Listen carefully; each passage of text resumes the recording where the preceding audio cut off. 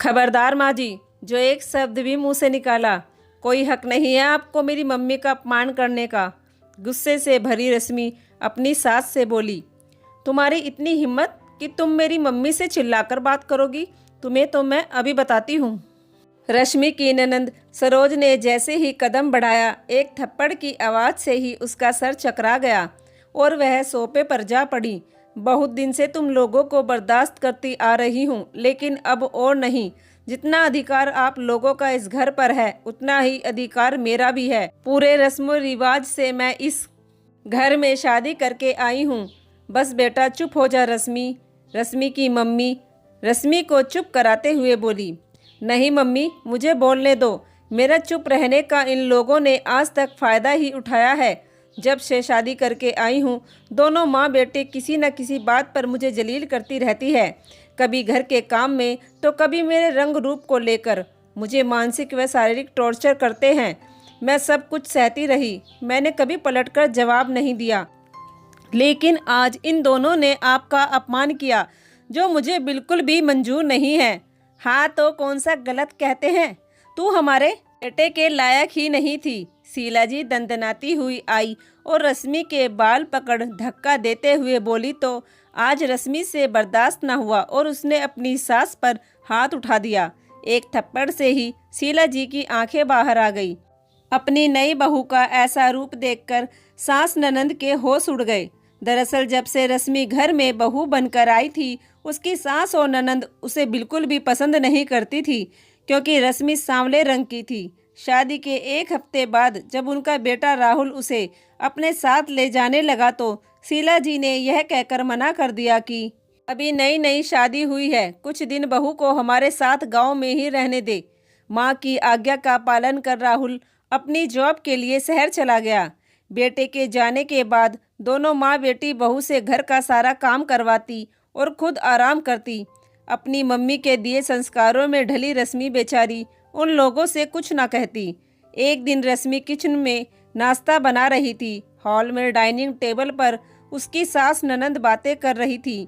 पता नहीं मम्मी, पापा ने भी क्या देखकर रिश्ता पक्का किया था भैया का।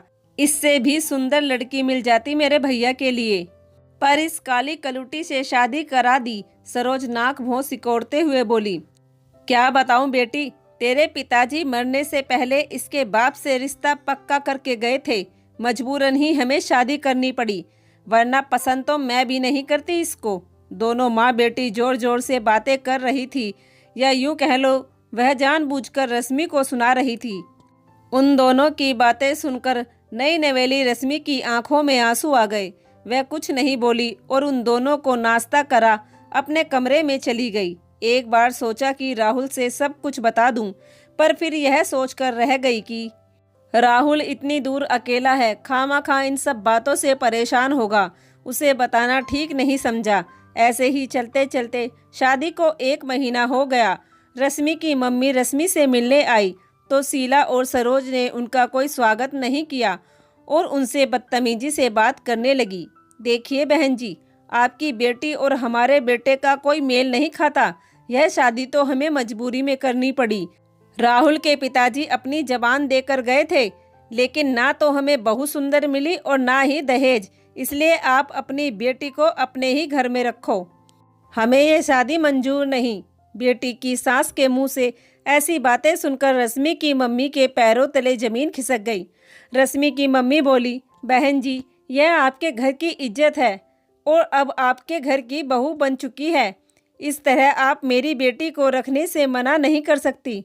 अरे तुम कौन होती हो मुझे समझाने वाली? शीला जी अपनी समधन पर चिल्लाकर पड़ी तो रश्मि की मम्मी उनके आगे हाथ जोड़ने लगी और बोली, कोई गलती हो तो समधन जी माफ़ कर दीजिए, लेकिन मेरी बेटी को छोड़ने के लिए मत बोलिए। सरोज तुनक कर अपनी मम्मी से बोली, मम्मी जैसे इनकी बेटी ढीठ है, उसी तरह यह भी ढीठ है। एक बार समझाने से इन्हें समझ नहीं आता। अपनी मम्मी को यूं हाथ जोड़ और उनका अपमान होते देख रश्मि से बर्दाश्त ना हुआ और उसने एक जोरदार थप्पड़ सरोज के गाल पर रख दिया। बेटी को पिटता देख शीला जी आगे बढ़ी तो एक जोरदार तमाचा शीला जी के गाल पर भी पड़ गया।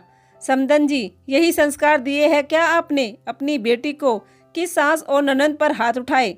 रश्मि की मम्मी बोली, समदन जी, मेरे संस्कारों पर उंगली मत उठाइए। मेरे दिए हुए संस्कारों की तो आपने कभी कदर ही नहीं की। यह मेरे ही दिए संस्कार थे जो मेरी बेटी अब तक सब कुछ सहती आ रही थी। मम्मी, अब इन लोगों से कुछ भी कहने का कोई फायदा नहीं है, क्योंकि यह कभी नहीं सुधरेंगी। अब मुझे पता है इन दोनों के साथ क्या करना है। कहते हुए रश्मि पुलिस को फ़ोन मिलाने लगी तो सास और ननंद के होश उड़ गए। दोनों ने रश्मि के पैर पकड़ लिए और बुरी तरह रोने लगी। बहू, बहू, बस एक बार माफ़ कर दे, फिर कभी तुझे परेशान नहीं करेंगे, कभी भी तेरा अपमान नहीं करेंगे, कभी भी तुझे टॉर्चर नहीं करेंगे, तू जो कहेगी वही करेंगे। बस एक बार हमें माफ़ कर दे। पुलिस को फ़ोन मत मिला। नाक रगड़ते हुए दोनों माँ बेटी बहू के पैरों में लिपट गई। उन्हें बुरी तरह रोते बिलखते देख रश्मि की मम्मी रश्मि से बोली, रश्मि, इन लोगों को माफ़ कर दे। अगर इन दोनों के अंदर थोड़ी भी शर्म बाकी होगी तो आगे से यह दोनों अपनी हद में रहेगी।